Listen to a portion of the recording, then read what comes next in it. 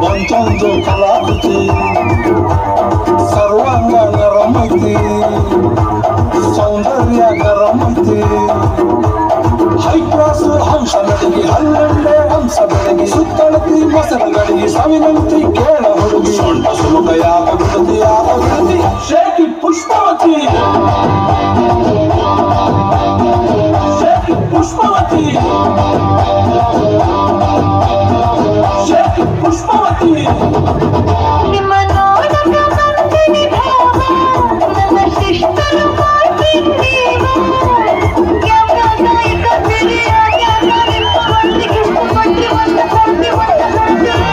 Pushpavati Pushpavati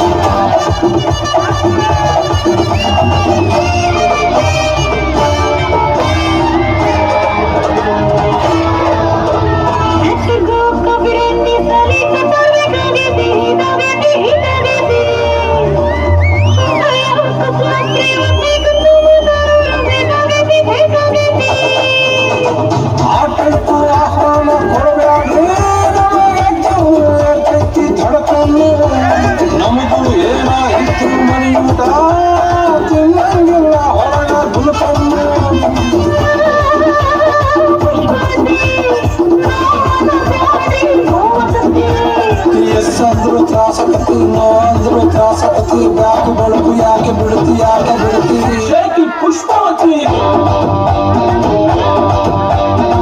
ಶೇಖಿ Pushpavati ಶೇಖಿ Pushpavati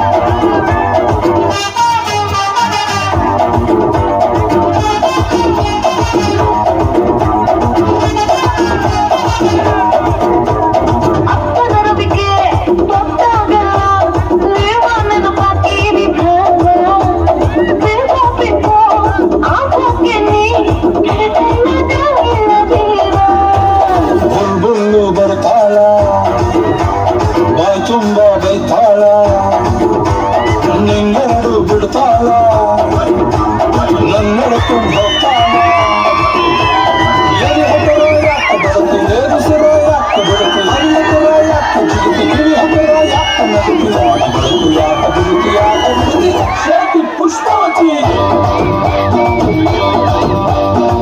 Shake it, Pushpavati. Shake it, Pushpavati.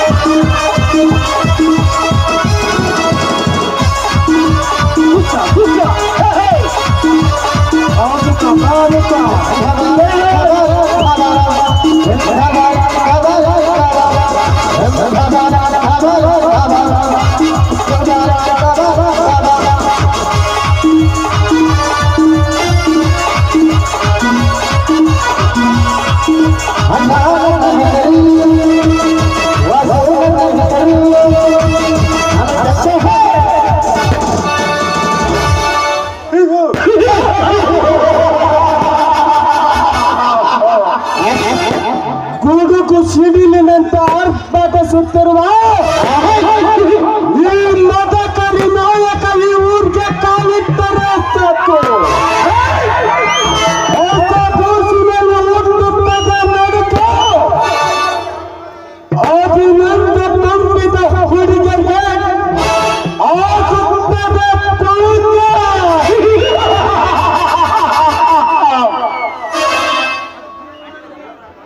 ಮಹಾಗರತಿಯರಿಗೆ ಅಂಟುತ್ತದೆ ಮಹಾಕಳಂಕ.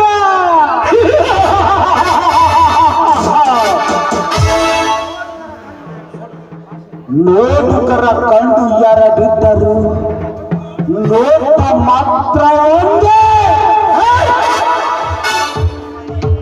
ಈ ಜಯರಾಜ ನಿರ್ಮಿಸಿರುವ ಕನ್ನಡ ಸಾಮ್ರಾಜ್ಯದಲ್ಲಿ ಬಡ ಭಿಕಾರಿಗಳು ನಾನು ಹೇಳಿದಂತೆ ಕೇಳಿಕೊಂಡು ಇದ್ದರೆ ಮಜ, ಇಲ್ಲದಿದ್ದರೆ ಈ ಲೋಕದಿಂದಲೇ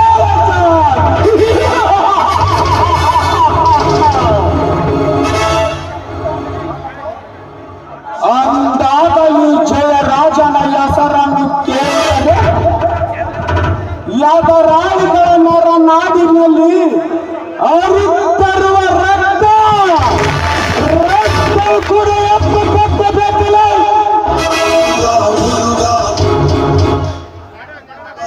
ಅಂತದರಲ್ಲಿ ನಾನು ಕಟ್ಟುತ್ತಿರುವ ಫ್ಯಾಕ್ಟ್ರಿಗೆ ಅಡ್ಡವಾಗಿ ನಿಂತಿರುವ ಗುರಲಿಂಗನ ಬಲವನ್ನು ಪಡೆಯುವುದಕ್ಕೆ ಹೋದರೆ ಅಡ್ಡ ಬರುವನಲ್ಲ ಆ ಗುರಲಿಂಗನ ತಮಾರ್ಜುನ.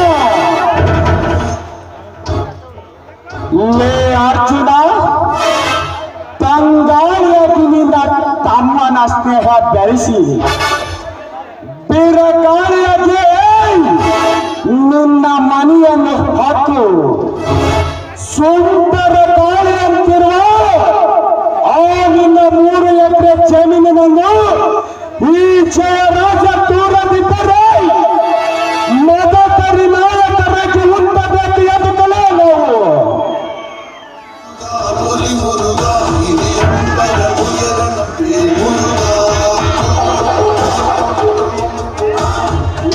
ಕುಲಕರ್ಣಿ, ಕುಲಕರ್ಣಿ,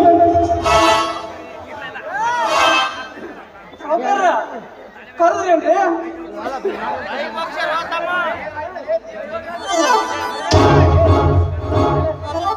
ಏನಾಗುತ್ತಲೇ ತೀರನಂತೆ ಬಂದು ಸೊಕ್ಕಿನಿಂದ ಅರ್ಪಣದ ಮಾತುಗಳನ್ನಾಗಿ ನಮ್ಮ ಆಳುಗಳನ್ನು ಎದುರಿಸಿ ಹೋದನಂತೆಲ್ಲ ಆ ಬಂದ ಪಟ್ಟಿಯ ಮಗ ಅರ್ಜುನ.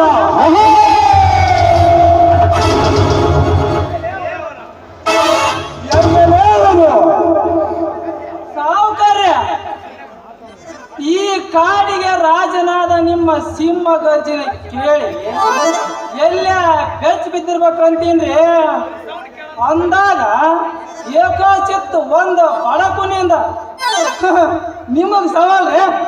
ಸೌಕರ್ಯ ವಾಸಕ್ಕೆ ಹಾಕಿದ್ರ ಆತ್ ಬಿಡ್ರಿ.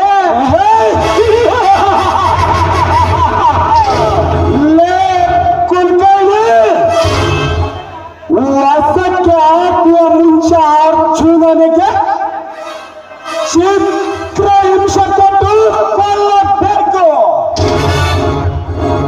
ಆವಾಗ ಈ ಜಯರಾಜ ಎಂತ ವಿಷ ಸರ್ಪ ಎನ್ನುವುದು ಗೊತ್ತಾಗುತ್ತದಲ್ಲ ಈ ಊರಿನ ಜನರಿಗೆ.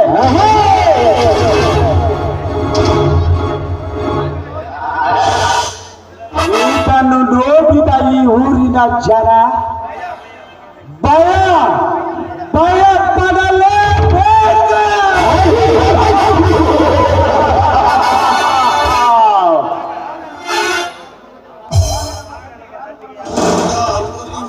ಆವಾಗ ನಮ್ಮ ತಂಟೆಗೆ ಯಾರು ಬರುವುದಿಲ್ಲ ಗೊತ್ತಾಗ್ತದೆ. ಸೌಕರ್ಯ ತಂಟೆ ಬರೋದಂದ್ರೆ ಹೇಳ್ರಿ. ಅಮ್ಮಿರ ಅಂದ್ರ ಎಮ್ಮೆ ಪಾಟಿಯಲ್ಲಿ ನಿಂತ ಅನ್ನಂಗ ಆಗೈತ್ರಿ. ಆಸ್ಪತ್ರೆ ಸೋಕಿದ್ದವನ್ಗ ಹಿರಿಯರೊಂದು ಮಾತು ಹೇಳ್ರಿ, ಜ್ಞಾನ ಎತ್ತಾದ ಮನುಷ್ಯ ಹಗ್ಗ ಬಿಚ್ಚಿದ ಎಮ್ಮೆ ಎರಡು ಹೆಚ್ಚು ದಿನ ಬದುಕುದಿಲ್ಲ ಅಂತ. ಸೌಕರ್ಯ ಇಂಥವ್ರು ನೋಡಿ ಹೇಳ್ಬೇಕ್ರಿ. ಕುಲಕರ್ಣಿ, ನೇರ ಹೆಚ್ಚಾದ ಮಾತ್ರಕ್ಕೆ ಈ ಊರಲ್ಲಿ ನಾಣ್ಯತೆ ತರ್ಪಾರವೆಂದು ರಾಜಭಾರ ಮಾಡಲು ಬಂದರೆ ಆ ಅರ್ಜುನನಿಗೆ ಮತ್ತು ತುಂಬಿದ ನನ್ನ ಬಂದೂಕಿನ ಗುಂಡಿನಿಂದ ಸತ್ತಿಲ್ಲದ ಲೋಕಕ್ಕೆ ಕಳಿಸಿ ಬಿಡ್ತಾನಲ್ಲ ಈ ಜಯರಾಜ.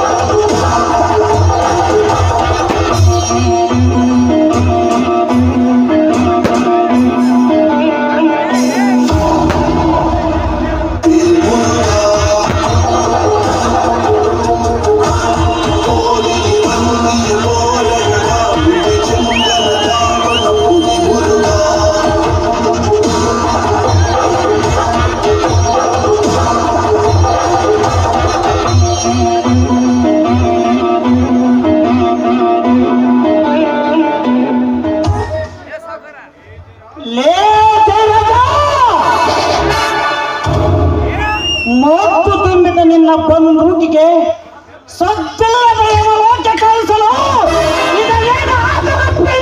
ತಿಳಿದುಕೊಂಡಿಲ್ಲ ಪತ್ರ. ಇದು ಕನ್ನಡ ನಾಡಿನ ಹೆಮ್ಮೆಯಾದ ಪವಿತ್ರವಾದ ಪಿಂಡದಲ್ಲಿ ಜನಿಸಿದ ಗಟ್ಟಿ ಪಿಂಡ ಇದು.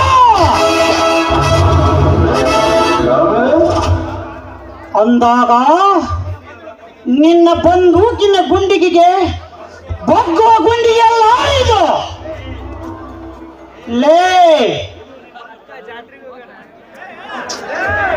ಇದು ನಿಮ್ಮಂತ ಬಂದೂಕಿನ ಗುಂಡಿಗೆ ಬಗ್ಗದ ಗುಂಡಿಗೆಲ್ಲ ಇದು. ಬಂದೂಕಿನಿಂದ ಬಂದರು ಅವರ ಎದೆ ಗುಂಡಿಯನ್ನು ಬಗೆದು ಬಿಸಿ ರಕ್ತವನ್ನು ಕುಡಿಯುವ ಔಷಧ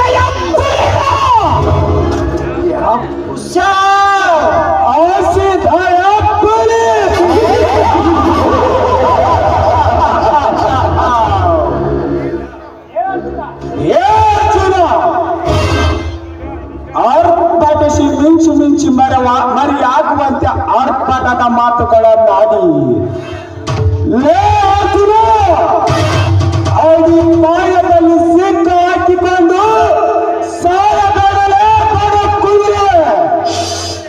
ಯಾಕೆಂದರೆ ಇದು ಈ ಊರ ಅಕಲ್ಪ ಶ್ರೀಮಂತನ ಮನೆ. ಸಮಾಧಾನವಾಗಿ ಮಾತನಾಡುವುದನ್ನು ಕಲಿತುಕೋ ಲೇ ಅರ್ಜುನ. ಇಲ್ಲದಿದ್ದರೆ ಈ ಮನೆ ನಡ ಕಂಬಕ್ಕೆ ನಿನ್ನನ್ನು ಕಟ್ಟಿ ನಿನ್ನ ಮೈ ಚರ್ಮ ಸುಲಿಯಬೇಕಾಗುತ್ತದಲೇ.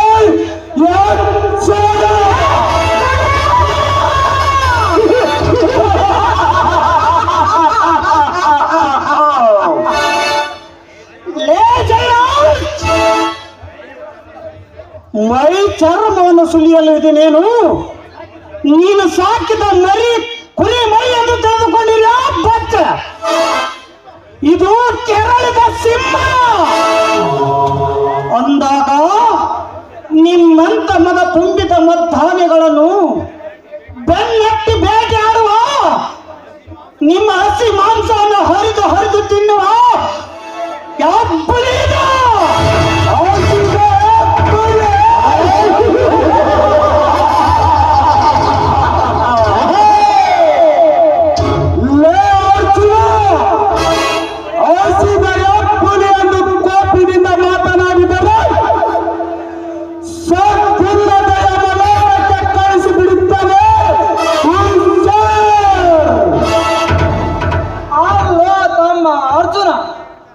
ಅಪ್ಪರಿಸುವುದದ್ದು ಮಳೆ ಅಲ್ಲ ಅಂತ ದನ ಅಲ್ಲ ಅಂತ.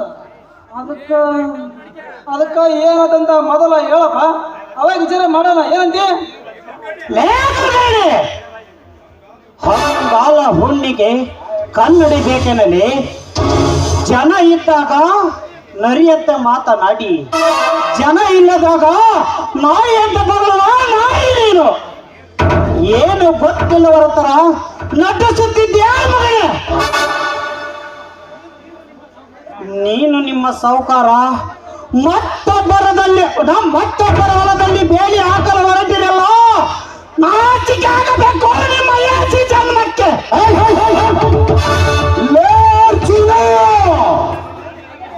ಅಂದು ನಿನ್ನ ಅಣ್ಣನಿಗೆ ಹೇಳಿದ್ದೇನಲ್ಲ, ನಿನ್ನ ಹೊಲಕ್ಕೆ ಎರಡರಷ್ಟು ಹಣ ಕೊಟ್ಟು ಖರೀದಿ ಮಾಡುತ್ತೇನೆ ಅಂದಾಗ ಸಾವಿರಾರು ಜನರಿಗೆ ಉದ್ಯೋಗ ಕೊಡುವ ನನ್ನ ಫ್ಯಾಕ್ಟರಿಯನ್ನು ನಿನ್ನ 3 ಎಕರೆ ಜಮೀನಿನಿಂದ ಬಂದಾಗಬೇಕಲ್ಲ. ಅದು ಎಂದೆಂದಿಗೂ ಸಾಧ್ಯವೇ ಇಲ್ಲ. ಏನಂದಿ? 3 ಎಕರೆ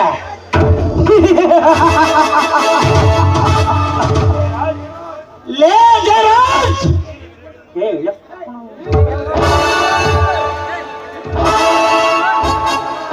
ನೀನು ತಿಳಿದುಕೊಂಡಿರುವುದು ಅದು ನಿನ್ನ ತಿಳಿಗೆ ಹೇಳಿತನ. ಯಾಕೆಂದರೆ ಬೃಹತ್ ಬಂಡೆ ಕಲ್ಲುಗಳನ್ನು ಹಲ್ಲಾಕಲು ಬೇಕಾಗಿರುವುದು ಒಂದು ಸಣ್ಣ ಕಲ್ಲು ಮಾತ್ರ. ಅದಕ್ಕೆ ಬಲ್ಲವರು ಹೇಳಿದ್ದಾರೆ, ಸಣ್ಣಿಗೆ 1000 ಹಾನಿಯ ಬಲ ಇದ್ದರೆ. ಅಷ್ಟೇ ಯಾಕೋ ನೀನು ಕಟ್ಟುತ್ತಿರುವ ಫ್ಯಾಕ್ಟರಿಯಲ್ಲಿ ನಿನ್ನ 3 ಎಕರೆ ಜಮೀನಿದ್ದರು ಬೇಕಾಗಿರುವುದು ನನ್ನ 3 ಎಕರೆ ಜಮೀನನ್ನು ಅದು ಮಾತ್ರ ಮರೆಯಬೇಡ.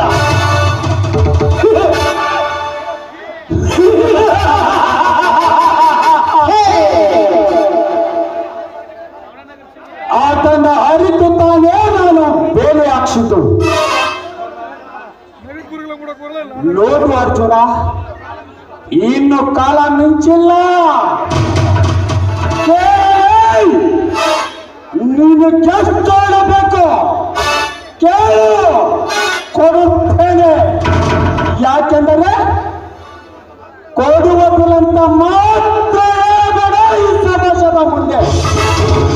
ಯಾಕೆಂದರೆ ಬಿಡುವ ನಗದಾಗಲೇ ಈ ಜಯರಾಜ.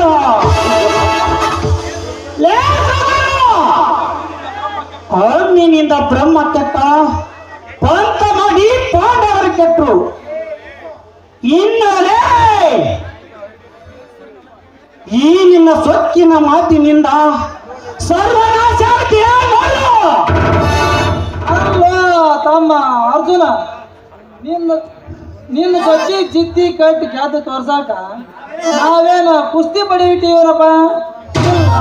ಏನು ಮುಂಗೈ ಕಣ ಇಟ್ಟಿವನ? ಅದನ್ನೂ ಇಲ್ಲ.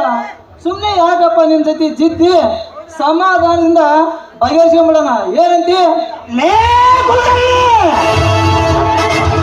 ಬಗೆಹರಿಸಿಕೊಳ್ಳುವಂತ ಜಗಳ ಮಾಡಿದ್ದು ನೀನು, ನಿಮ್ಮ ಸಾಹುಕಾರ. ನೀವೇ ಒಂದು ತೀರ್ಮಾನಕ್ಕೆ ಬನ್ನಿ. ಏನಪ್ಪ ಅಪ್ಪ ಹುಟ್ಟಿದ ಮಾತು ಅಂದ್ರ ತಮ್ಮ ಅರ್ಜುನ, ಆನೆ ಹುಟ್ಟಿ ಸೊಪ್ಪು ತಿನ್ನೋಕ್ಕಿಂತ ಹಿರಿಯಾಗಿ ಹುಟ್ಟಿ ಸಕ್ರೆ ತಿನ್ನೋದಲ್ಲಿ ಏಸಪ್ಪ. ಅಂದ ಮೇಲೆ ನಿಮ್ಮ ಹೊಲಕ್ಕ ಎಷ್ಟು ಬೆಲೆ ಬೇಕೋ ಕೇಳು. ನಮ್ಮ ಸಾಹುಕಾರ ಕೊಡಕ ರೆಡಿ ಅದಾರ. ಮಾನ್ಯ ಪ್ಯಾನಿಲ್ ರೊಕ್ಕ ಬೆಕ್ಕದಂಗ ಅದಾವ. ಮತ್ತೆ ಅವನ್ನೆಲ್ಲ ಚಕರ ಮತ್ತೆ ಅವನು ಅದಾವ. ಈಗ ಹಬ್ಬದಾಗ ಅಂಗಡಿ ವ್ಯಾಪಾರದನ ಅದೂ ಅದಾವ. ಬೆಕ್ಕದಂಗ ರೊಕ್ಕ ಅದಾವ. ನೀ ಏನು ತಲೆ ಕೆಡಿಸ್ಕೋಬೇಡ. ಎಷ್ಟು ಬೇಕು ಕೇಳು, ನಮ್ಮ ಸಾಹುಕಾರ ಕೊಡಕ ಬೇಕಾದಂಗ ಅದಾರ. ಬೇಡುವ ಬಡವನಿಗೆ ಸಾಕು ಎಂಬುದು ಗೊತ್ತಾಗಲ್ಲ. ನೀವೇ ಹೇಳಿ ಎಷ್ಟು ಕೊಡ್ತೀರಿ ಅಂತ. ಕುಲಕರ್ಣಿ, ಎಷ್ಟು ಖರ್ಚು ಆದರೂ ಪರವಾಗಿಲ್ಲಲೇ ಕುಲಕರ್ಣಿ. ಬಟ್ ನಮಗೆ ಆ ಹೊಲ ಬೇಕು ಅಷ್ಟೇ. ಎಷ್ಟು ಹೊತ್ತ ಆಸ್ತಿಯನ್ನು ನಮಗೆ ಆ ಹೊಲ ಬೇಕು ಅಷ್ಟೇ. ನೀನೇ ಮಾತನಾಡು ಕುಲಕರ್ಣಿ, ನೀನೇ ಮಾತನಾಡು. ನೋಡಪ್ಪ ತಮ್ಮ ಅರ್ಜುನ, ನಿನ್ನ ಒಟ್ಟು 3 ಎಕರೆ ಹೊಲಕ್ಕ 30 ಲಕ್ಷ ರೂಪಾಯಿ ಕೊಡ್ತಾವ. ಮತ್ತೆ ನಿನ್ನ ತಮ್ಮ ಶಂಕರ ಓದಿದಾನ, ಅವನಿಗೆ ಒಂದು ನೌಕರಿನೋ ಕೊಡ್ತಾವ. ನೀನು ಅಷ್ಟಕ್ಕೂ ಅಂದ್ರ ನಿನ್ನ ಮನಸ್ಸಿಗೆ ಸಂತೋಷ ಕೊಡಲಾಕ ನಮ್ಮ ಬ್ಯಾಂಗ್ಳೂರ್ ಹುಡುಗಿ ಬಂದಲ್ಲ ಈಗ, ಆ ಹುಡುಗಿ ಗಜ್ಮಾ ಮಾಡಾಕನೂ ಕೊಡ್ತಾವ. ಇದೆಲ್ಲ ಈ ಕಾಲಕ್ಕ ಕಾಮನ್ ತಮ್ಮ. ಹೆಣ್ಣು ಹೆಂಡಕ್ಕೆ ಮಾರಿ ಹೋಗಿ ಒಳಸ ತಿನ್ನ ಕೆಲಸ ಮಾಡಲ್ಲ ಈ ಅನ್ನದಾತ ಅಂದಾಗ ಇಂಥ ಹಲ್ಕಟ್ಟು ಮಾತುಗಳನ್ನು ಇನ್ನೊಂದು ಸರಿ ಎತ್ತಿದರೆ ಮಗನ ಕುತ್ತಿಗೆ ಹೆಚ್ಚಿಗೆ ರಕ್ತ ಕುಡಿಬೇಕಾಗುತ್ತದೆ.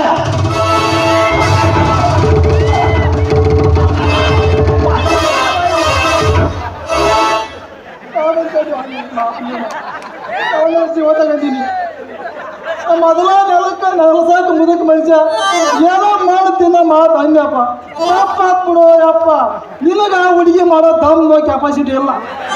ಯಾರು ಬಿಡ ಅವನವನು ರೊಕ್ಕ ತಗ, ಮತ್ತೆ ನಿನ್ನ ತಮ್ಮಗ ನೌಕರಿ ತಗ. ಏನಂತಿ? ನೀನು ನಿಮ್ಮ ಸಾಹುಕಾರ ನನ್ನ ಹೊಲಕ್ಕೆ ಬೆಲೆ ಕಟ್ಟಿದಕ್ಕೆ ನನಗೆ ಒಪ್ಪಿಗೆ ಇದೆ. ಆದರೆ ನನ್ನೊಂದು ಕಂಡೀಷನ್, ಅದನ್ನು ನೀವು ಒಪ್ಪಿಕೊಂಡರೆ ಮಾತ್ರ ನಾನು ರೆಡಿ. ಅಲ್ಲ ತಮ್ಮ ಅರ್ಜುನ, ನೀನು ನಮ್ಮ ಮಾತಿಗೆ ಒಪ್ಪಿದಲ್ಲ ಅಷ್ಟ ಸಾಕ್ಬಿಡ. ಅವನು ನಮ್ಮ ಜೀವ ಬಂದಂಗಾತ, ಗಜ್ಮಾ ಮಾಡಿದಂಗನೂ ಆತ. ಈಗ ನಿನ್ನ ಕಂಡೀಷನ್ ಹೇಳು, ಕೇಳ್ತವ. ನೋಡು ಕುಲಕರ್ಣಿ, ನೀವು ಫ್ಯಾಕ್ಟ್ರಿ ಕಟ್ಟುವುದರಿಂದ ಕಲಿತವರಿಗೆ ಉದ್ಯೋಗ ಸಿಗುತ್ತು ಅನ್ನೋದು ನಿಜ. ಆದರೆ ಸರಕಾರ ಫ್ಯಾಕ್ಟ್ರಿ ಕಟ್ಟಲು ನಿಗದಿ ಮಾಡಿರುವ ಜಮೀನು ಪಾಳುವಿಲ್ಲ.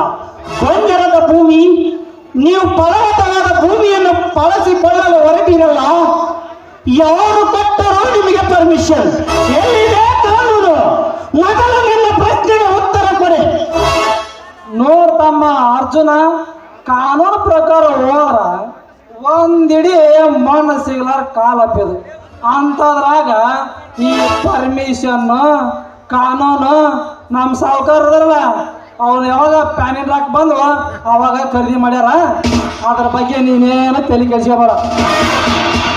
ನೋಡಿ ಅರ್ಜುನ, ದುಡ್ಡು ಕೊಟ್ಟರೆ ಈ ದುನಿಯಾದಲ್ಲಿ ಸರ್ಕಾರ ಕಾಣುವನು, ಕಣ್ಣು ಕಾಣದಾಗೆ ಕಣ್ಣು ಮುಚ್ಚಿ ಕುಳಿತು ಬೀಳ್ತದೆ ಈ ಮೂರ್ಖ ಸಮಾಜ. ಅಂಥದರಲ್ಲಿ ಅದರ ಬಗ್ಗೆ ನೀನು ತಲೆ ಕೆಡಿಸಿಕೊಳ್ಳುವುದು ಬೇಡ ಅರ್ಜುನ. ಲೇ ಕುಡ್ಕೊಳ್ಳಿ, ಕೊಟ್ಟ ಮಾತಿನಂತೆ ತಂದು ಕೊಟ್ಟು ಬಿಡಲೇ ಅವರನ್ನು.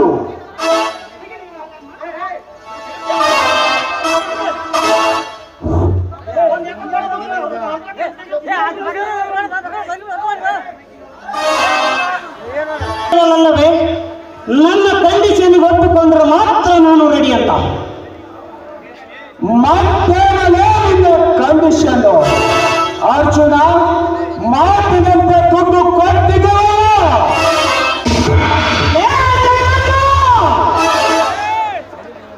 ನೀವು ನನಗೆ ಕೊಡಬೇಕಾದ ಹಣವನ್ನು ನಿಮ್ಮ ಹತ್ತಿರ ಇಟ್ಟುಕೊಂಡು ಅಟ್ಲೀಸ್ಟ್ ಆ ಹಣವನ್ನು 3 ದಿನ ತಿಂದು ಬದುಕಿ ತೋರಿಸಿರಿ. ನೀವು ಜೀವಂತ ಇದ್ದರೆ ನಾನು ಮಾತು ಕೊಟ್ಟಂತೆ ಬರೆದು ಕೊಟ್ಟು ಹೋಗುತ್ತೇನೆ. ಇಲ್ಲ ಸತ್ತರೆ ಮೈಯ ಮುಚ್ಚು ಹೋಗುತ್ತೇನೆ. ಅರ್ಜುನ, ಹಣವನ್ನು ತಿಂದು ಬದುಕಲಕ್ಕೆ ನನ್ನೇನು ಧನವನ್ನು ತಿಳಿದುಕೊಂಡಿದ್ದೇನೆ ರಾಜಕಾಲ. ಅಲ್ಲೋ ತಮ್ಮ ಅರ್ಜುನ, ನಾವು ಮುಂಜಾನೆ ಎದ್ದು ಕೂಡಲೇ ಕೊಂಡ್ ಅಂಗಡಿಗೆ ಹೋಗಿ ನಾಷ್ಟ ಮಾಡ್ತು, ಮತ್ತೆ ಸಾಯಂಕಾಲ ಅಂಗಡಿಗೆ ಹೋಗಿ ಮಿರ್ಚಿ ಚಹಾ ಕುಡ್ದು ಬರ್ತದೆ. ಅದನ್ನು ತಿಂದ್ರೆ ನಾ ಬದುಕೋದಾಗಲ್ಲ. ನೀನು ರೊಕ್ಕ ತಿಂದು ಬದುಕತ್ತೀಯಪ್ಪ, ಹೆಂಗಾಗತ್ತ?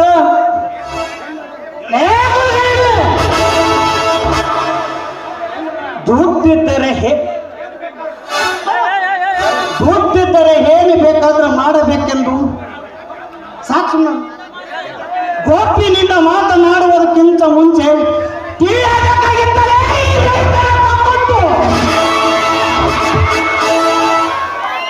ಅಂದಾಗ ಅನ್ನ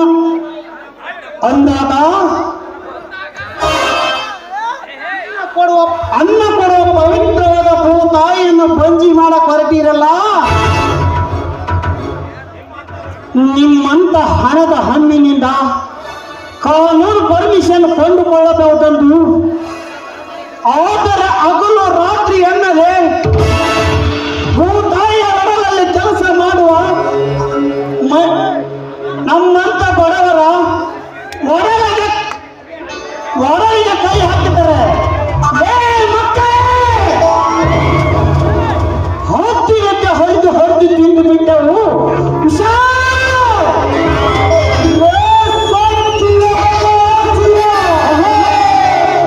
ಹೊತ್ತಿನಂತೆ ಅರದು ತಿನ್ನಲು ಬಂದರೆ ಮರಳಿ ಕೊಟ್ಟಿ ನಿಂತಿರುವ ನಿನ್ನ ದೇಹ ತುಂಡಾಗಿ ಕತ್ತರಿಸಿ, ಅರ್ಜುನ, ನಾನು ಸಾಕಿದ ನಾಯಿಗೆ ಹಾಕುತ್ತಾನೆ ಎಚ್ಚರ.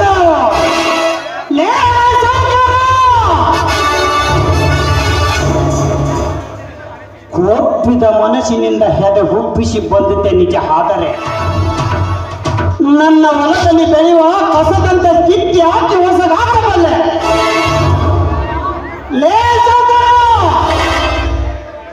ಹೆಣ್ಣು ಹೆಂಡಕ್ಕೆ ಮಾರುವ ಭೂತಾಯ ರಾಜಕಾರಣಿಗಳು ಬಂಡ ರಾಜಕಾರಣಿಗಳನ್ನು ತೆಗೆದುಕೊಂಡಿರುವ ನನ್ನನ್ನು ಇವನು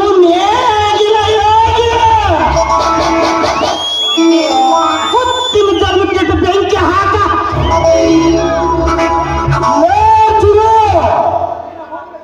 ನಿನ್ನ ಮೂರ್ಖತನದ ಮಾತಿಗೆ ಮರಳಾಗಿ ನಡೆಯಲು ಇದು ಏನು ಧರ್ಮಕಾಲ?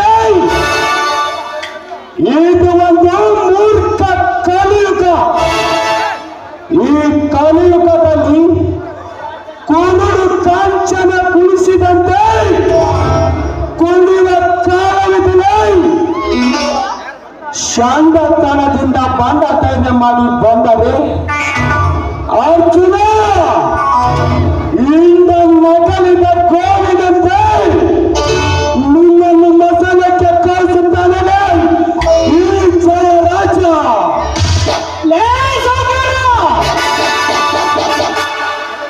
ಹುಲಿ ಅಲ್ಲಲೇ ಇದು. ನಿಮ್ಮಂತ ರಾಕ್ಷಸರಿಗೆ ಹೊಂಚು ಹಾಕಿ ಕುಳಿತಿರುವ ಹುಂಡ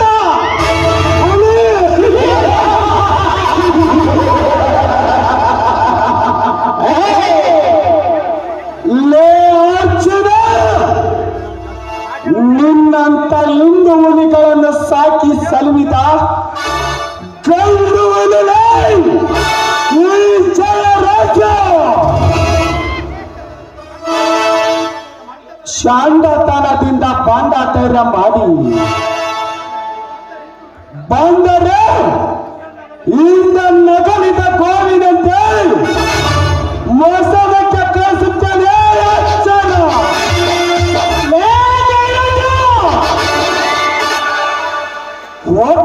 ಹಾಗೆಂದ ಮಾತ್ರಕ್ಕೆ ಸೇಡಿಗೆ ಬಿದ್ದರೆ ಜೀವ ಹೋದರೂ ಜರುಗುತ್ತಿಲ್ಲ.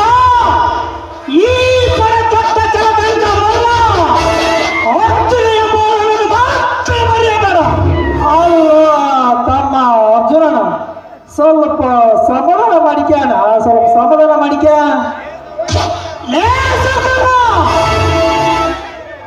ಮುತ್ತಿನಂತ ಮಾತು ಹೇಳುವೆ ಕೇಳು. ನೀನು ಕೊಡುವ ಹಣ ನನ್ನ ಹೊಲದಲ್ಲಿ ಬೆಳೆಯುವ ಕರಿಕೆಗೆ ಸಮಾನ.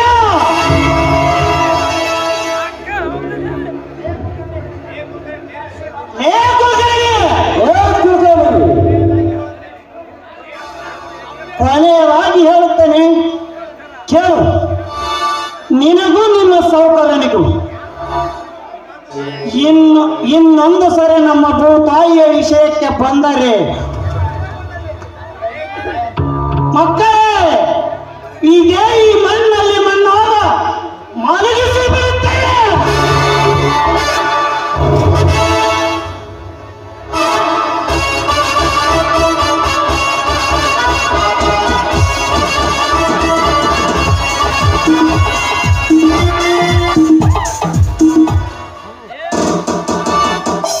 ಲೇ ಜಯರಾಜ, ರುಂಡ ಇರುವುದು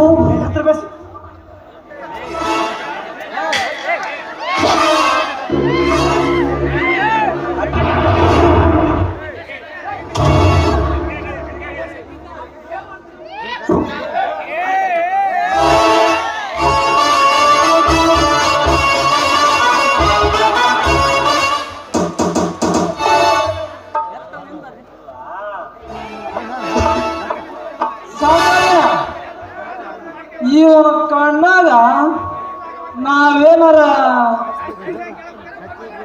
ಫುಟ್ಬಾಲ್ ಕಣಕತ್ತೀವನ್ರಿ. ಕುಲಕರ್ಣಿ ಮುಚ್ಚಲೇ ಬಾಯಿ. ಲೇ ಅರ್ಜುನ,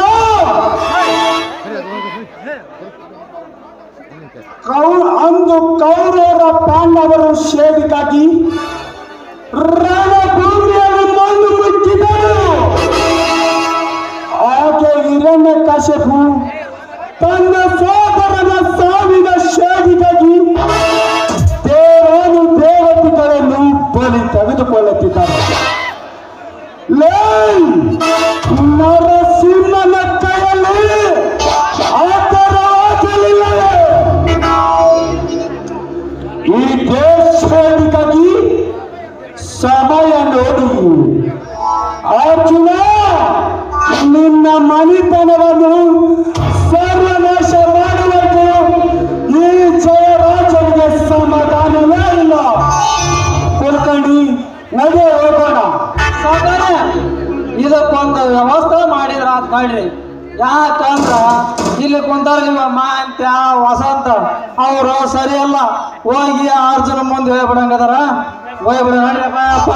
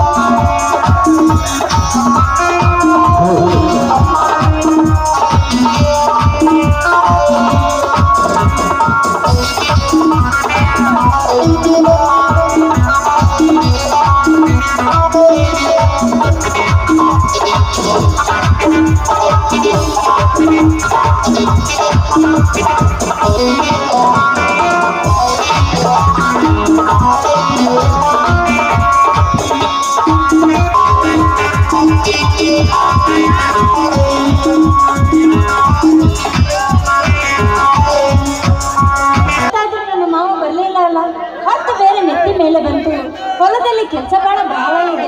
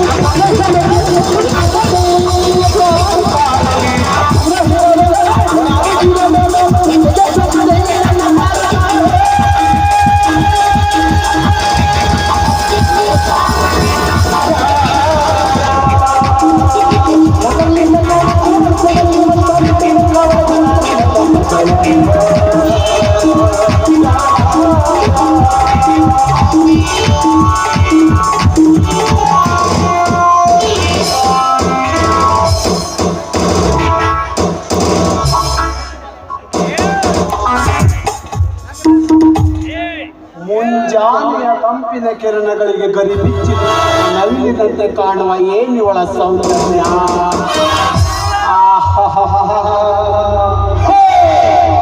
ಆಗ ಇವಳ ಸೌಂದರ್ಯ ಸಿರಿ ನೋಡಲೇಬೇಕು. ಯಾರೋ ನೀನು ಒಮ್ಮೆ ಗೂಳಿ ನುಗ್ಗಿದ ಹಾಗೆ ನುಗ್ಗುತ್ತಿಲ್ಲ. ಈ ರೀತಿ ಒಂಟಿ ಹೆಣ್ಣಿನ ಜೊತೆಗೆ ಕೆಟ್ಟ ರೀತಿ ವರ್ತಿಸುತ್ತಿರಲ್ಲ. ಏನು ನಿನ್ನ ಹೆಸರು? ನನ್ನ ಹೆಸರು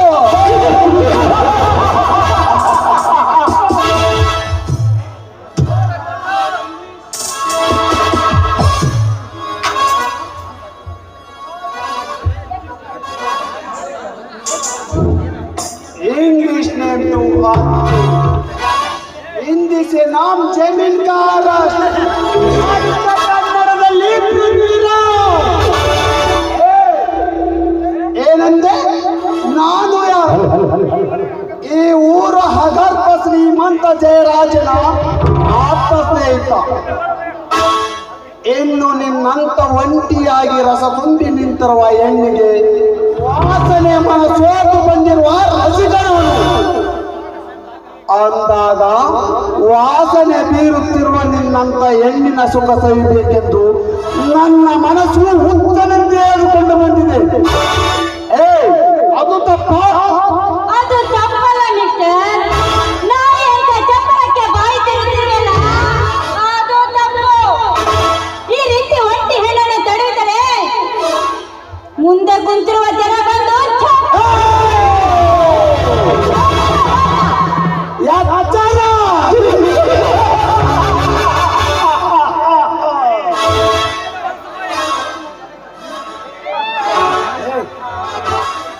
ನೋಡುವ ಜನಗಳು ಎದ್ದು ಬಂದು ಒಡೆಯುವ ಕಾಲವಲ್ಲ ಇದು.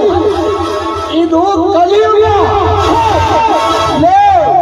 ಕಂಡರು ಕಾಣದೆ ಹಾಗೆ ನಟಿಸುವ ನರಸತ್ತನ ಕಾಲವಿದು. ಅಂದಾಗ ಎಚ್ಚರದ ಮಾತುಗಳಿಂದ ಎದುರು ಹೋಗುವುದನ್ನು ಹೇಳುತ್ತು ಎಲ್ಲಿ ನನ್ನ ಮೈಯಲ್ಲಿ ಹರಿಯುತ್ತಿರುವ ಪ್ರೇಮದುರಾಜ್ಞೆಗೆ ಮತ್ತಷ್ಟು ಕೆಚ್ಚನ್ನಾಗಬೇಡ. ಈ ನಿನ್ನ ಕೆಚ್ಚದೆಯ ಹೂವು ತಗ್ಗುಗಳ ಯೌವನದಲ್ಲಿ ನಾನು ಕಾಮಲೀಲೆ ಎಂಬ ಆಡಬೇಕೆಂಬುದೇ ಈ ಪೃಥ್ವಿರಾಜನ ಹೆಬ್ಬಯಕೆ. ನಿನ್ನ ಹೆಬ್ಬಯಕೆ ಈ ಜನ್ಮದಲ್ಲಿ ಸಾಧ್ಯವಿಲ್ಲ ಮಿಸ್ಟರ್ ಪೃಥ್ವಿರಾಜ್. ಹೆಣ್ಣೆಂದರೆ ನಿಮ್ಮಂತವರಿಗೆ ಕಾಮದ ಗೊಂಬೆ ಎಂದು ತಿಳಿದುಕೊಂಡಿರುವ ಹೆಣ್ಣು ಒಲಿದರೆ ನಾರಿ, ನಿಲ್ಲಿದರೆ ಮಾರಿ, ಮಾತಿಗೆ ಸುಮತಿ ಎಂದು ಬಂದೆ. ದೂರ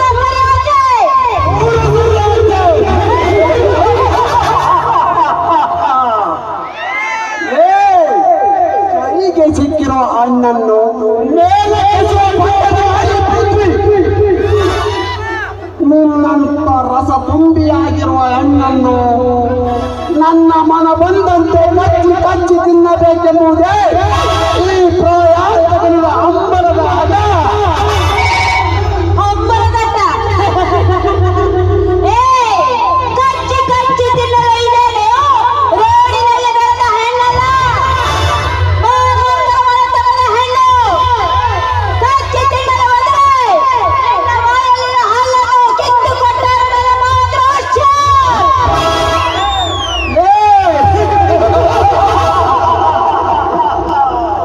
ಮಾನವಂತರ ಮನತನದ ಹೆಣ್ಣು.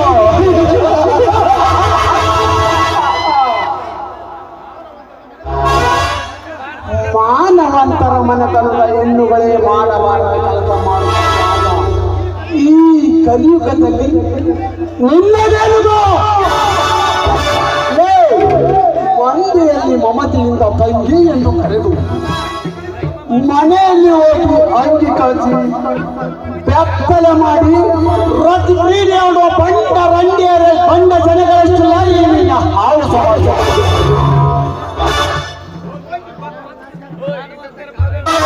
ಶೋಕಿ ಮಾಡುವ ಆಸೆಗೋಸ್ಕರ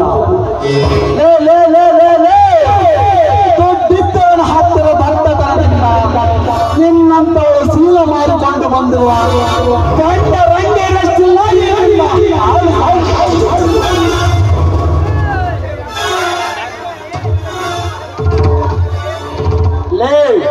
ಅಷ್ಟೇ ಯಾಕಲೇ ಬಂಗಾರದಂತ ಹೆಂಡತಿ ಮನೆಯಲ್ಲಿದ್ದರು ನಿನ್ನಂತ ಬಣ್ಣದ ಹೆಣ್ಣಿಗೆ ಮರವಾಗಿ ತನ್ನ ಸರ್ವಹಾಸ್ಯನ್ನೇ ಬರಿದು ಮಾಡಿಕೊಂಡು ಬಂದಿರುವ ಗಂಡ ಗಂಡಂದಿರಷ್ಟಿಲ್ಲ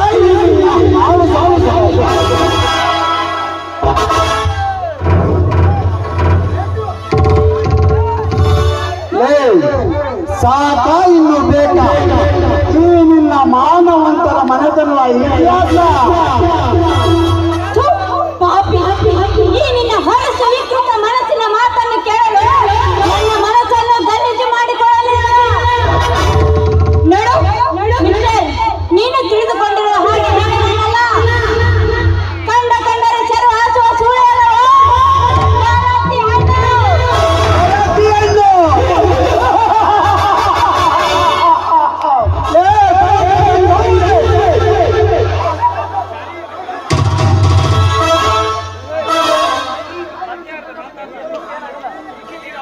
ಶ್ರೀರಾಮನಂತ ಗಂಡ ಮನೆಯಲ್ಲಿದ್ದು ಮತ್ತೊಬ್ಬ ಮಿಂಡನಿಗೆ ಸೆರಗ ಗಂಡನಿಗೆ ಗರ್ಭ ನಿಂತಿದೆ. ಊರಿಗೆಲ್ಲ ಊಟ ಆಡಿಸುವ ನಿನ್ನಂತ ಗರತಿಯ ಸೋಗಿನ ಸೂರ್ಯ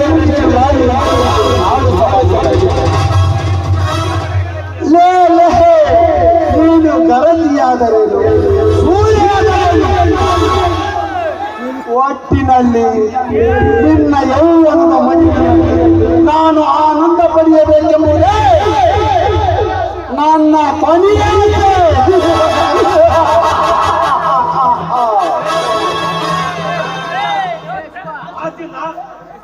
ಬಾಚಿನ ಬಾ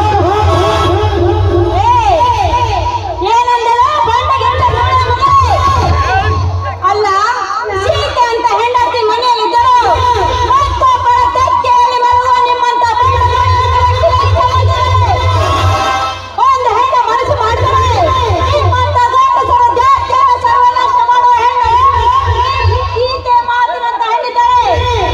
ಅದರಂತೆ ಒಂದು ಹೆಣ್ಣನ್ನು ಮುಟ್ಟಲು ಹೋದರೆ ನಿನ್ನ ವಂಶವೇ ಸರ್ವನಾಶ ಆಗುತ್ತದೆ.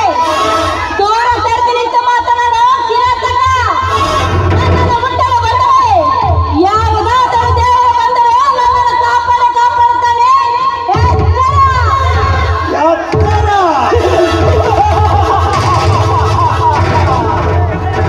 ಲೇ ಹೆಣ್ಣೆ ಲೇ ಹೆಣ್ಣೆ ಯಾಕೋಡು ನೋಡು ಆ ನಿನ್ನ ದೇವರು ಕಲ್ಲಲ್ಲಿ ಕಲ್ಲಾಗಿ ಕುಳಿತಿದ್ದಾನೆ. ಲೇ ದೇವರು ಕಳಿಸಿಕೊಡುವ ಜಾಗ ಇದಲ್ಲ ದಾರಿ. ಇಂಥ ದೊಡ್ಡ ಬೆದರಿಕೆ ಏನಲ್ಲ ಈ ಪೃಥ್ವಿರಾಜ್. ಕಮಾನ್ ಮೈ ಡಾರ್ಲಿಂಗ್ ಕಮಾನ್.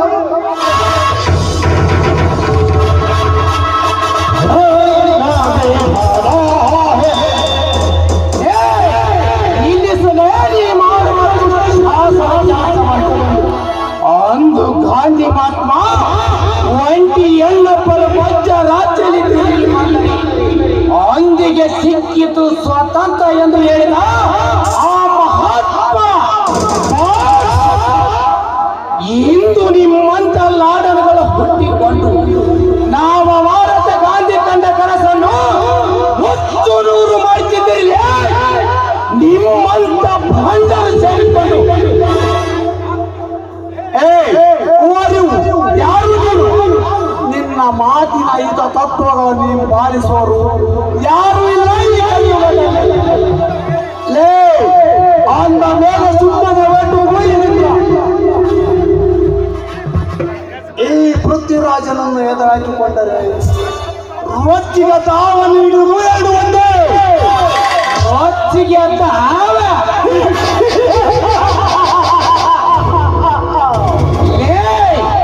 ನಿಮ್ಮಂತ ರೊಚ್ಚಿಗೆ ವಿಷ ಶಾಪವನ್ನು ಬಾಚಿ ಹಾಕಿ ಹಿಡಿದು ಅಲ್ಲು ಕಿತ್ತಿ ಪೂಜೆನಾದದಿಂದ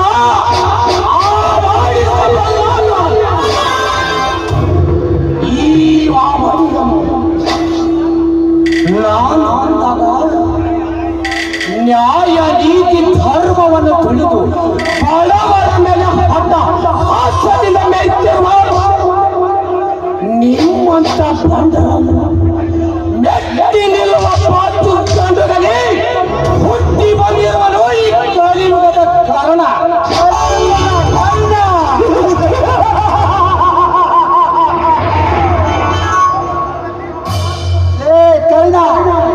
ಅಂದು ಮಹಾಭಾರತದಲ್ಲಿ ಕೌರವರನ್ನು ಗೆಲ್ಲಿಸಿಕೊಡಲಾಗಲ್ಲ. ಆ ಕಾರಣ ಇಂದು ಈ ಪೃಥ್ವಿರಾಜನ ಸೇರಿಗೆ ಸುಮ್ಮನೆ ಈ ಪೃಥ್ವಿರಾಜನ ಸೇಡಿನ ಹೊಡೆತಕ್ಕೆ ಸಾಯಬೇಡ. ಸುಮ್ಮನೆ ಹೊರಟು ಹೋಗಿಲ್ಲ ಸೇಡಿನ ಕಿಡಿ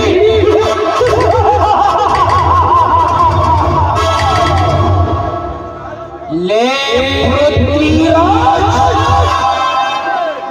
ಬೆಂಕಿ ಬೀರುಗಾಳಿಯ ಭೂಮಿ ಆಕಾಶ ಕಾರ್ಗತ್ತಲ ಮೋಡ ಕವಿದು ಸಿಡಿಲು ಕಾಲ್ ಬಿಚ್ಚಿ ಹರ್ಪಡಿಸಿ ಬಂದ ನನ್ನ ಮನಸ್ಸಿನಲ್ಲಿ ಹಠ ಬಿಡದೆ ಭವಿಷ್ಯ ಬಂದ ಜ್ವಾಲಿಗೆ ನನ್ನ ಸೇಡಿನ ಕಿಡಿಗೆ ಅವಧಿಯಾಗಬೇಡ ಮಗನೇ.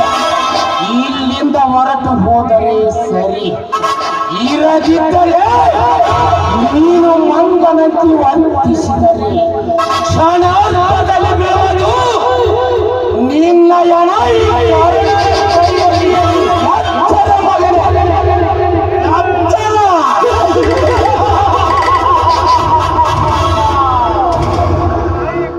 ಲೇ ಕರ್ಣ, ಆಡಂಬರದ ಮಾತುಗಳನ್ನಾಡಿ ಅಡಿಪಾಯದಲ್ಲಿ ಸಿಕ್ಕಾಕಿಕೊಂಡು ಮೂರ್ಖನಾಗಬೇಡ. ಲೇ ಕರ್ಣ, ಇಂದಿನ ನನ್ನ ಪ್ರೇಮದ ಜ್ವಾಲೆಗೆ ಮತ್ತಷ್ಟು ಸೀಮೆಯನ್ನೇ ಸುರಿಯಲಾಗಿದೆ. ಆ ವಿರದ ಜ್ವಾಲೆಯಿಂದ ನಿನ್ನನ್ನು ಸುಟ್ಟುಕೊಂಡು ಬೀದಿ ನಾಯಿಯಂತೆ ಅಲಿರಾಜೆ ಮಾಡದೆ ಹೋದರೆ ಇವನು ಪ್ರಾಯದ ಪ್ರಾಯಾಂತಕ ಪೃಥ್ವಿನೇ ನದಿ.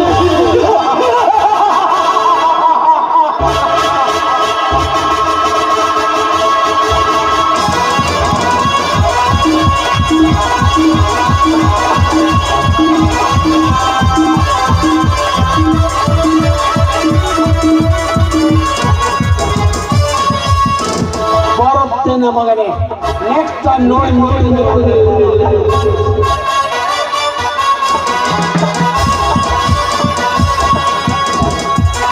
ಹೋಗಲೇ, ಮುಂದೆ ನೀವು ಮಾಡ್ತಿರುವ ಕರ್ಮದ ಕೆಲಸ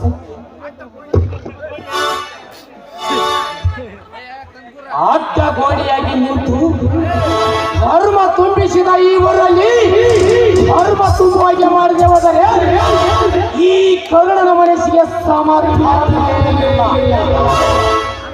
ದೇವರಾಗಿ ಬಂದು ನನ್ನ ಮಾನ ಪ್ರಾಣ ಕಾಪಾಡಿದ ನಿಮಗೆ ನಾನು ಚಿರಋಣಿಯಾಗಿರುತ್ತೇನೆ. ಎದ್ದೇಳಮ್ಮ, ಎದ್ದೇಳು. ಎಲ್ಲ ದೈವ ಸಂಕಲ್ಪ. ಹೌದು, ಯಾರಮ್ಮ ನಿನ್ನ ಮೇಲೆ ಬಲಕರಿಸಲು ಆಸೆ ಪಟ್ಟ? ಅವರು ಈ ಊರಿನ ಅಗರ್ಭ ಶ್ರೀಮಂತರು, ಜನನಾಯಕ ಜಮೀನ್ದಾರನ ಗೆಳೆಯ. ಅದೇ ಇರಲಿ, ನಮ್ಮಂತ ಹೆಣ್ಣು ಮಕ್ಕಳು ಅವರ ಕಣ್ಣಿಗೆ ಬಿದ್ದರೆ ಅವರ ಶಿರಹಣ ಮಾಡಿ ಅವರ ಸಾವಿಗೆ ಕಾರಣರಾಗುತ್ತಾರೆ. ಅಷ್ಟೇ ಅಲ್ಲ, ಹಣ ಹಾಗೂ ರಾಜಕೀಯ ಬಲದಿಂದ ಹೊರಬರುತ್ತಾರೆ. ಇದು ದುರದೃಷ್ಟ. ಆ ಪಾಪಿಯ ಕಣ್ಣಿಗೆ ನಾನು ಬಿದ್ದೆ. ಅದರ ಸರಿಯಾದ ಸಮಯಕ್ಕೆ ನೀವು ಬಂದಿದ್ದೀರಿ.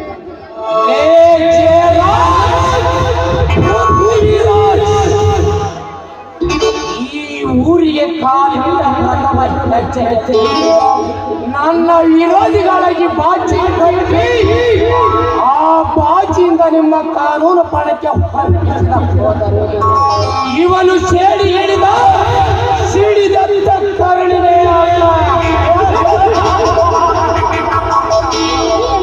ಏನೇನೋ ವಿಚಾರ ಮಾಡ್ತಾ ಇದ್ದೀರಲ್ಲ?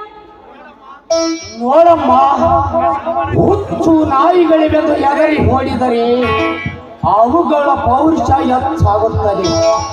ಎದರುವುದನ್ನು ಬಿಟ್ಟು ಒಟ್ಟಾಗಿ ಸೇರಿಕೊಂಡು ಬೆನ್ನಟ್ಟಿದರೆ ಹುಚ್ಚು ನಾಯಿಗಳಂತೆ ಓಡುತ್ತವೆ. ಇದೇ ನಮ್ಮ ಕಲಿಯುಗದ ನಿಯಮ. ಹೌದು, ಈ ಊರಿಗೆ ತಾವು ಹೊಸಬ್ರು ಅಂತ ಕಾಣುತ್ತದೆ. ತಾವು ಯಾರು? ನಾನು ನನಗೆ ಗೊತ್ತಿಲ್ಲ. ಅಂದಾಗ ನಾನು ಯಾರೆಂದು ಗೊತ್ತಾಗಬೇಕಾದರೆ ಈ ಆಳ ಸಮುದ್ರದಲ್ಲಿ ಅಡಗಿ ಬೆಳೆಯುವ ಸತ್ಯವನ್ನು ಈ ಸಮಾಜಕ್ಕೆ ಬಿಟ್ಟಿಟ್ಟು ನಾನು ಯಾರೆಂದು ಈ ಕರುಣನ ಮನಸ್ಸಿಗೆ ನೋಡಿ, ಈ ನಿಮ್ಮ ಒಗಟಿನ ಮಾತು ನನಗೆ ಅರ್ಥವಾಗ್ತಾ ಇಲ್ಲ. ನಾನು ಬರ್ತೇನೆ. ಸರಿ, ಹೋಗಿ ಬಾರಮ್ಮ.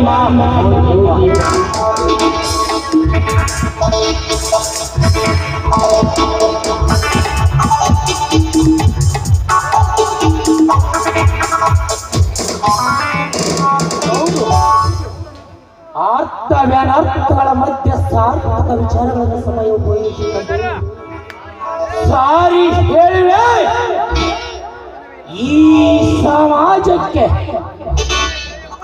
ಲೇ ಜಯರಾಜ್ ಪೃಥ್ವಿರಾಜ್ ಬಡವರಿಂದ ಬಾಚಿದ ಹಣದ ಮಬ್ಬಿನಲ್ಲಿ ಒಪ್ಪಿ ನಿಂತಿರುವ ನಿಮ್ಮಿಬ್ಬರ ದುರಾಂತರದ ದರ್ಪವನ್ನು ಬರಿದು ಬೆನ್ನಟ್ಟಿದ ಬೇಟೆಗಾರ ಈ ವೀರ ಮದಕರಿ ನಾಯಕ. ಲೇ, ನನ್ನ ತಂದೆ ತಾಯಿಯನ್ನು ಕೊಂದು ನನ್ನ ಪರದೇಶನ್ನಾಗಿ ಮಾಡಿ ಕಾನೂನಿನ ಕಣ್ಣಿಗೆ ಮಣ್ಣೆರಚಿ ಬದುಕುತ್ತಿವೆಯಾ ಮಗನೇ? ನಿಮ್ಮನ್ನು ಇಂಚಂತಾಗಿ ಕರೆದು ಹತ್ತು ನಾಯಿಗಳಿಂದ ಹಾಕಿದಾಗಲೇ ನನ್ನ ಮನಸ್ಸಿಗೆ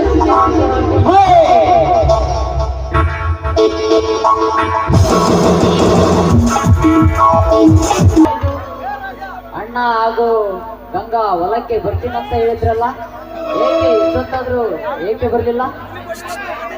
ನಡಿ, ಒಂದ್ ಸ್ವಲ್ಪ ಹೊಲಕ್ಕೆ ಹೋಗಿ ಮೋಟರ್ ಆನ್ ಮಾಡಿಬಿಡೋಣ, ಅಷ್ಟೊತ್ತರಲ್ಲಿ ಬಂದ್ರು ಬರ್ಬೋದು.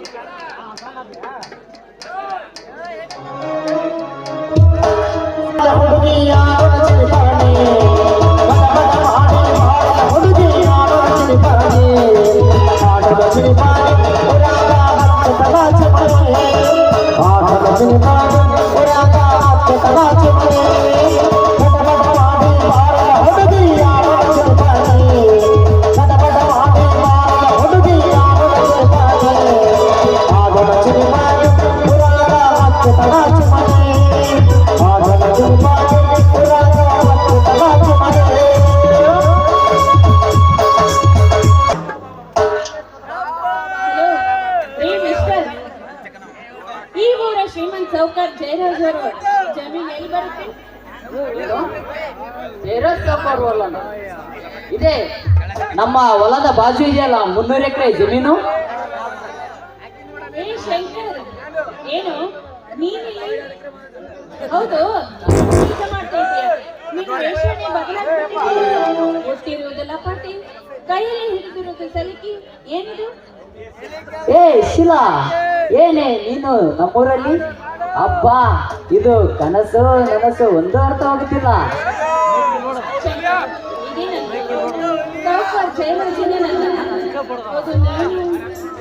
ಹೌದು ಶಿಲಾ, ಇದು ನಮ್ಮೂರೇ, ಇದು ನಮ್ಮವನೇ. ನಮ್ಮಣ್ಣ ನಮ್ಮತ್ತಿಗೆ ಹೊಲಕ್ಕೆ ಬರ್ತೀನಂತ ಹೇಳಿದ್ರು, ಅದಕ್ಕೆ ಕೆಲಸ ಮಾಡ್ತಾ ಇದ್ದೆ. ಇಬ್ಬರದು ಒಂದೇ ಊರು, ಆದ್ರೂ ಕೂಡ ನಮ್ಮಿಬ್ಬರು ಪರಿಚಯ ಅಂತ ದೇವರು ನಮ್ಮಿಬ್ಬರು ಪ್ರೀತಿನ ಮಾಡಿದ್ನಲ್ಲ, ನಾನೆಲ್ಲೂ ನಿನ್ ಮರ್ತು I love you Shankar, I love you. ನಿಲ್ಲು ಶಿಲಾ, ಇನ್ನು ಮುಂದೆ ಈ ಪ್ರೀತಿ ಮುಂದುವರಿಯುವುದಿಲ್ಲ. ಏನ್ ಮಾತನಾಡ್ತಿದ್ಯಾ? ನಾವಿಬ್ರು ಕಾಲೇಜ್ ಕಲಿಯುವಾಗ ಅದೆಷ್ಟು ನಮ್ಮ ಪ್ರೀತಿಯ ಬಗ್ಗೆ ಆಸೆ ಆಕಾಂಕ್ಷೆಗಳು ಇಟ್ಕೊಂಡಿದ್ದು ನಿನಗೆ ಗೊತ್ತಿಲ್ವೇ? ಕಟ್ಟಿಕೊಂಡಿರುವುದೇನೋ ನಿಜ, ಆದರೆ ಆವಾಗ ನೀನು ಯಾರು ಅಂತ ನನಗೆ ಗೊತ್ತಿರಲಿಲ್ಲ, ನಾನು ಯಾರು ಅಂತ ನಿನಗೆ ಗೊತ್ತಿರಲಿಲ್ಲ. ಆ ನಿಸರ್ಗವೇ ನಮ್ಮಿಬ್ಬರ ಪ್ರೇಮಕ್ಕೆ ಮಿಲನಾಡಿತು. ಆದರೆ ಇಂದು ನೀನು ಶ್ರೀಮಂತರ ಮನೆಯ ಸುಕನ್ಯಾ ಮೇಣಿ, ಅದರಲ್ಲೂ ಮೇಲಾಗಿ ಈ ಊರಿನ ಯುವರಾಣಿ. ಅರಮನೆಯಲ್ಲಿ ಕಾಲ ಕಳೆಯಬೇಕಾದ ನೀನು ಗುಡಿಸಲು ಮನೆಗೆ ಏಕೆ ಬರಿವೇಶಿಲ್ಲ? ಸಾಧ್ಯವಿಲ್ಲ ಶೀಲ, ಇದು ಸಾಧ್ಯವಿಲ್ಲ. ನನ್ನನ್ನು ಸಾಕೋದಕ್ಕೆ ಆಗೋದಿಲ್ಲ ಅಂತ ನೇರವಾಗಿ ಹೋಗ್ತಿದ್ದೆ. ಈ ರೀತಿ ಮಾತನಾಡ್ತಿದ್ದೀಯ, ಅಷ್ಟಕ್ಕೂ ನಾವಿಬ್ಬರು ಏನ್ ಕಡಿಮೆ ಆಗಿದೆ? ಸಾಕಷ್ಟು ಶಾಲೆ ಕಲಿತಿದ್ದೀವಿ. ನಡೆ, ಆದಷ್ಟು ಬೇಗನೆ ನಾವಿಬ್ಬರು ಸಿಟಿಗೆ ಹೋಗೋಣ. ಅಲ್ಲಿ ಮೇಲು ಕೀಳು ಅನ್ನೋ ಭಾವನೆ ಇರೋದಿಲ್ಲ. ನಡೆ, ಹೋಗೋಣ. ನಿಲ್ಲು ಶಿಲಾ, ನಿಲ್ಲು. ನಾನೊಬ್ಬ ಮಾಮೂಲಿ ರೈತನ ತಮ್ಮ, ಮೇಲಾಗಿ ಬಡವರ ಮನೆಯಲ್ಲಿ ಎಂಡಿ ರೊಟ್ಟಿ ತಿಂದು ಬದುಕುವ ಜನ ನಾವು. ಅದರಲ್ಲೂ ನೌಕರಿ ಬೇರೆ ಇಲ್ಲ. ಸಿರಿ ಸಂಪತ್ತಿಗೆಯಲ್ಲಿ ಬೆಳೆದ ನಿನ್ನನ್ನು ನರಕಕ್ಕೆ ತಂದು ಹಾಕಿದರೆ ಆ ಪಾಪ ನನ್ನನ್ನು ತಟ್ಟೆದೆ ಬಿಟ್ಟಿತ ಶೀಲ, ತಟ್ಟೆದೆ ಬಿಟ್ಟಿತ. ಶಂಕರ್, ನಮ್ಮಿಬ್ಬರು ಬಿಂಗು ಮುಗಿತಾ ಬಂತು. ಯಾಕೆ ಇಷ್ಟೊಂದು ವಿಚಾರ ಮಾಡ್ತೀಯ? ಸಿಟಿಗೆ ಹೋಗಿ ಇಬ್ರು ಯಾವ್ದಾದ್ರು ನೌಕರಿ ಮಾಡಿ ಅಲ್ಲೇ ನಾವಿಬ್ರು ಪ್ರೀತಿ ಮಾಡಿ ಹಾಯಾಗಿ ಜೀವನ ಮಾಡ್ಬೋದಲ್ವೇ? ಶಿಲಾ, ಒಂದು ಮಾತು. ಆದ್ರೂ ನಿಮ್ಮಣ್ಣ ಈ ನಮ್ಮ ಪ್ರೇಮಕ್ಕೆ ಬೆಲೆ ಕೊಡ್ತಾನೆಂಬುದು ಮೊದಲನೆಯರಿ. ಯಾಕೆಂದರೆ ಮೊದಲೇ ನಿಮ್ಮಣ್ಣ ಹಣ ಇಲ್ಲದವರನ್ನು ಕೀಳಾಗಿ ನೋಡುವ ಮನುಷ್ಯ ಅವನು. ವಿಚಾರ ಮಾಡು ಶಿಲಾ, ವಿಚಾರ ಮಾಡು. ಆ ಕೆಲಸವನ್ನು ನನಗೆ ಬಿಡು. ಆ ಕೆಲಸ ನಾನು ಹೇಗ್ ಮಾಡ್ಬೇಕು ಅಂತ ನನಗೆ ಚೆನ್ನಾಗಿ ಗೊತ್ತಿದೆ. ಶಂಕರ್, ಅಪರೂಪಕ್ಕೆ ಭೇಟಿಯಾಗಿದ್ದೇವೆ. ಬಾ, ಈ ಸುಂದರ ಸಮಯದಲ್ಲೇ ನಾವಿಬ್ರು ಪ್ರೀತಿಯಿಂದ ಸಮಯ ಶಿಲಾ, ಆ ಅರ್ಜುನದ ಬಾಣದ ಗುರುತನ್ನು ಕಣ್ ತೆಪ್ಪಿಸುವಂತ ನಿನ್ನ ಕಣ್ಣುಗಳು ನನ್ನನ್ನೇ ಕಣ್ ತಪ್ಪಿಸಿ ಬಿಡ್ತಾ ಚಿಲ. ಆದ್ರೂ ನಿನ್ನತ್ತ ಸೆಳೆದುಕೊಂಡು ಬಿಟ್ಟೆ ನನ್ನ ಚಿಲ. ಒಂದು ನಿನ್ನ ಇಂಪಾದ ಕಂಠದಿಂದ ಒಂದು ಮಧುರವಾದ ಗೀತೆ ಹಾಡಬೇಡ.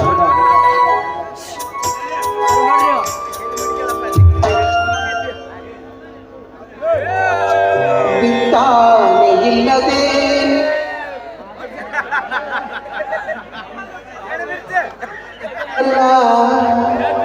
ಮೋಡಾವು ಇಲ್ಲದೆ ಮಳೆಯಾಗೋ ಬಂದಿದ್ದಲ್ಲ, ಭಕ್ತಾದ ಒಳಗೆ ಅದು ಮುತ್ತಿನ ಅರಳೈತಲ್ಲ.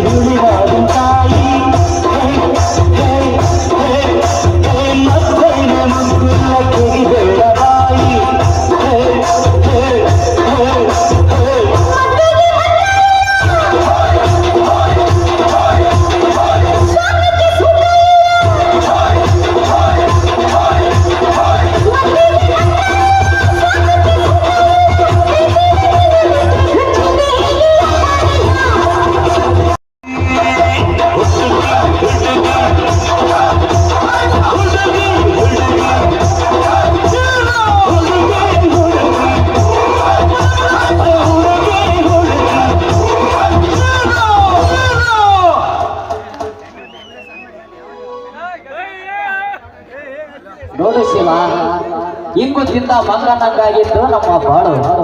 ಅದಕ್ಕಾಗಿ ಸ್ವಲ್ಪ ಎಚ್ಚರಿಕೆಯಿಂದ ಕಾಲಿಡು. ಯಾಕೆಂದರೆ ಬಹಳ ಸಿಟ್ಟಿನವ ನನ್ನ ಅರ್ಜುನ, ಅದರಂತೆ ಬಹಳ ಸೊಕ್ಕಿನವ ನಿನ್ನ ಜಯರಾಜ. ಇದರ ಮಧ್ಯೆ ನಮ್ಮ ಜೀವನ ಹಸಿದ ಹುಲಿಗೆ ಗುರಿಯಾದ ಬಲಿಯಂತಾಗುವುದು ಬೇಡ ನಮ್ಮ ಜೀವನ.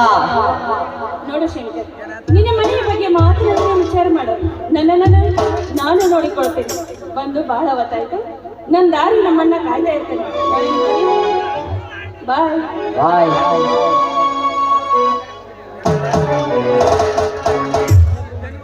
ಶೀಲ, ನನ್ನ ಸತಿಯಾಗಿ ಬರುವುದನ್ನು ಒಪ್ಪುವರೇ ನಮ್ಮ ಮನೆಯಲ್ಲಿ. ಅದರಲ್ಲೂ ದೊಡ್ಡವನಾದ ಅರ್ಜುನನ ಮದುವೆಗೆ ಮುಂಚೆ ನನ್ನ ಮದುವೆಗೆ ಒಪ್ಪುವನೇ ನನ್ನ ದೊಡ್ಡಣ್ಣ ಅಂದಾಗ ನನ್ನ ಪ್ರೀತಿಯ ವಿಷಯ ಹೇಗೆ ತಿಳಿಸಲಿ? ಇರಲಿ, ಸಮಯ ನೋಡಿ ತಿಳಿಸಿದರಾಯಿತು.